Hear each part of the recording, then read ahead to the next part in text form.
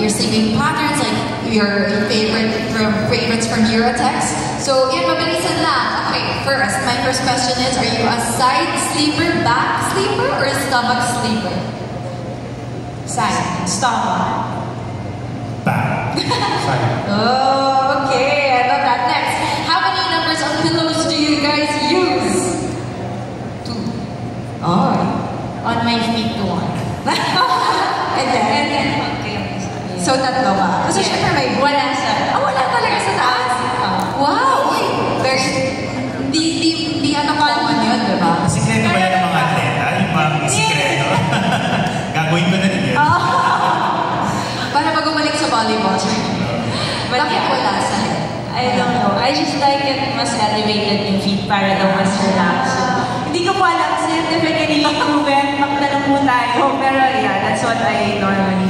And you naman, how many pillows? 6 para malayo sa pieces. Wow! Wala.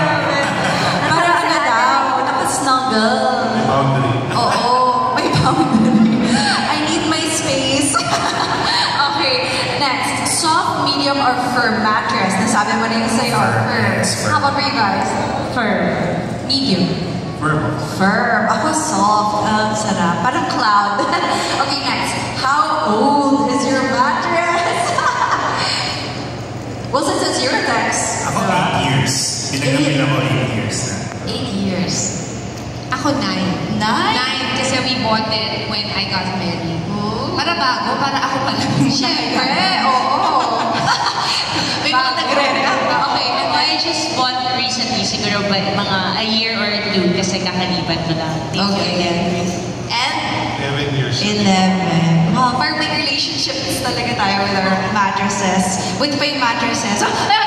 And then, but as you can see, it really stands the test of time. And yung warranty nga niya, diba? 10 to 15 years, I believe, yung warranty ng Eurotex.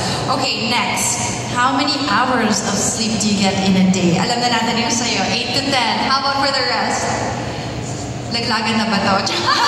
I wish I sleep mga 8 hours. Pero 6, and then I take naps by mga 2 to 3 hours. Okay, yes. Pwede na ba yun, Doc Jimmy? Pwede po ba? So, hindi na po ba nap yun? Sleep na po ba yun? Magpa-consult tayo mamaya. Okay. Ako actually yung 8 to 10 ko, weekends lang yun. Kasi I bring my daughter Thank you to naman school.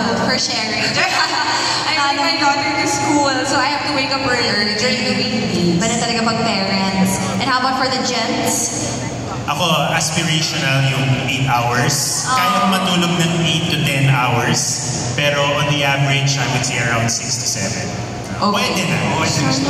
6 to 8. Oh, tamang timpla lang. Diba? I love that. Well, thank you so much. Anything else to add? Baka, Bisco Lux ang favorite mo. How about for you guys? Meron pa ba? Ano ba? Kasi gusto kong subukan eh. Is it a pillow mattress talaga, no? Orthocare ako. Oh, I recently tried their the cover. The sheets, ayun. Sabihin ko man ang police. The sheets, it's wonderful. Okay. Parang nakadagdag pa ng sarap ng tulog ko. Naalala ko yun. Yes, it's the best. And they have different kinds, different thread counts. Okay. So it's something to try in the future May for Eurotex others. linens tayo. Meron na tayong Eurotex linens, guys. Bagong-bago. Of course, trusted na yan. Full circle. I-complete nyo na yung package, di ba? Para lahat na talaga for that hotel experience, di ba? Staycation sa bahay. That's the vibe you're getting when it comes to Eurotex. So